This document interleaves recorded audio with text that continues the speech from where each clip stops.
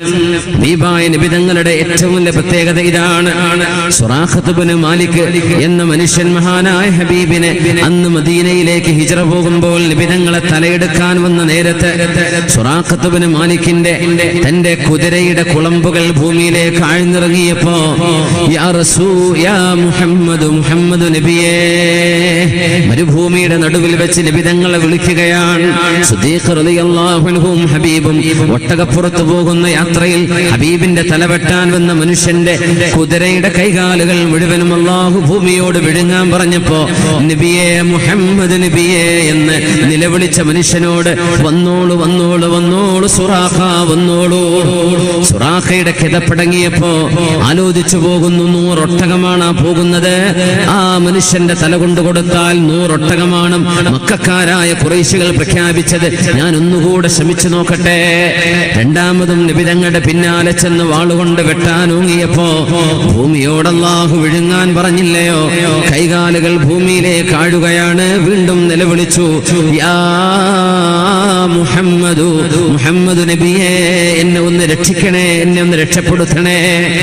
ഉഖ്റുജ് യാ സുറാഖ, വന്നോളൂ സുറാഖ വന്നോളൂ, വന്നോളൂ സുറാഖ വന്നോളൂ. സുറാഖത്ത് ഇബ്നു മാലിക് പുറത്തു വരുന്നു. മൂന്നാമത്തെ തവണയും ഹബീബിന്റെ തലയെടുക്കാൻ വാളുകൊണ്ട് വെട്ടുന്ന നേരത്താണ് കുതിരയുടെ കാലുകൾ ഒന്നാകെ ഭൂമിയിലേക്ക് ആണ്ടുപോയത്. ആ നേരം ആ മനുഷ്യൻ നിലവിളിച്ചുകൊണ്ട് പറഞ്ഞു, ഇനിയില്ല ഇനിയില്ല, ഞാൻ ഒരിക്കലും അങ്ങ് ഉപദ്രവിക്കില്ല നബിയേ, മാപ്പ്, എന്നോട് ക്ഷമിക്കണം, മാപ്പാക്കി തരണം. ഞാനിതാ അങ്ങയോട് പൊറുക്കല്ല, അങ്ങയോട് മാപ്പ് തരാൻ പറയുന്നു നബിയെ, എനിക്ക് മാപ്പാക്കി തരണം. മുത്ത് നബിയോട് മാപ്പ് ചോദിക്കുന്നു.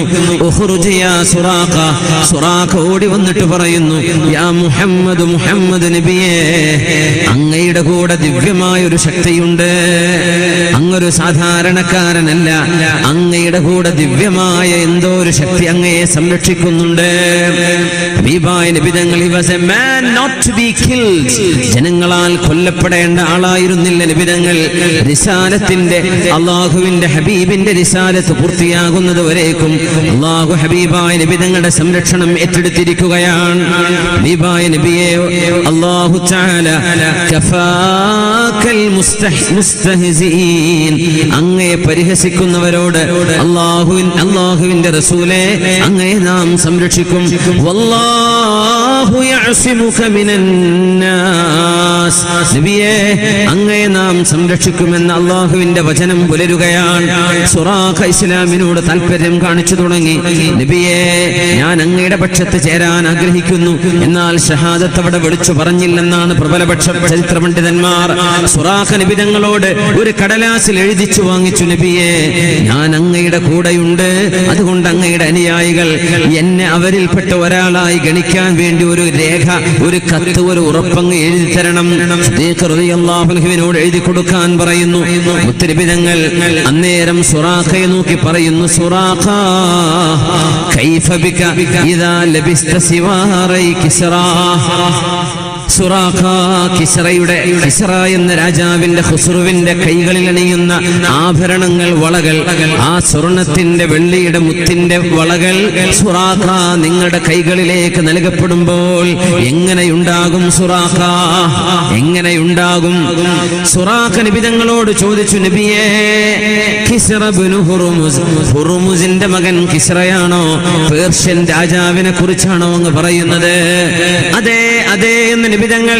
കിസ്റ എന്ന പേർഷ്യയുടെ രാജാവിന്റെ കൈകളിൽ അണിയുന്ന വളകൾ, കിസ്റായുടെ ആഭരണങ്ങൾ ഇതാ സുറാഖ നിങ്ങളുടെ കൈകളിലേക്ക് നൽകപ്പെടും. അത് നബി തങ്ങൾ പറയുന്നതോ മദീനയിലേക്ക് നബി തങ്ങൾ രക്ഷപ്പെട്ടു ഓടുന്ന നേരത്തെ, മദീനയിലേക്ക് നബി തങ്ങൾ ഓടുന്നു. മക്കയിൽ നിന്ന് മദീനത്തേക്ക് ഹിജ്റ പോകുന്ന നേരത്തെ, ജീവൻ അപായപ്പെട്ട് കിടക്കുന്ന നേരത്തെ മുത്ത് നബി തങ്ങൾ കിസ്റയെ കാണുന്നു, കൈസറിനെ കാണുന്നു, എത്യോപ്യ കാണുന്നു, യമൻ കാണുന്നു, ഷാം കാണുന്നു. ഇതെല്ലാം അല്ലാഹു വിജയം നൽകി ഉമ്മത്തിനെ സഹായിക്കുന്ന വാർത്തകളാണ് മുത്ത് ഹബീബിന്റെ വായിൽ നിന്ന് കേൾക്കുന്നത്. സുറാഖത്ത് ഇബ്നു മാലിക്കിന്റെ അനുഭവം മഹാനായ ഉമർ ഇബ്നുൽ ഖത്താബ് റളിയല്ലാഹു തആല അൻഹുവിന്റെ കാലം, മഹാനായ ഉമർ റളിയല്ലാഹു തആല അൻഹുവിന്റെ ഭരണകാലം ഏകദേശം 20 കൊല്ലം കഴിഞ്ഞതിന്റെ ശേഷം മുത്ത് നബി തങ്ങൾ ആ വാക്ക് പറഞ്ഞ് 20 കൊല്ലം കഴിഞ്ഞിട്ടാണ് സഅദ് റളിയല്ലാഹു അൻഹുവിന്റെ നേതൃത്വത്തിൽ കിസ്റയുടെ സാമ്രാജ്യത്തോടുള്ള ഒരു എക്സ്പെഡിഷൻ നടക്കുന്നത്. ആ സൈന്യം വിജയിച്ചടക്കുന്നു. ഖാദിസിയ യുദ്ധം മഹാനായ സഅദ് റളിയല്ലാഹു അൻഹു കിടന്നുകൊണ്ട് നിയന്ത്രിച്ച യുദ്ധമാണത്. കാന യുദീറുൽ മഅറഖത അലാ ബത്നിഹി, കിടന്നുകൊണ്ട് യുദ്ധം നിയന്ത്രിച്ച, നടക്കാൻ കഴിയാതെ ഇരിക്കാൻ കഴിയാതെ വ്രണങ്ങളാൽ മുറിവുകളാൽ സഅദ് റളിയല്ലാഹു അൻഹു വിഷമിച്ച നേരത്താണ് ആ യുദ്ധത്തിന്റെ നിയന്ത്രണം.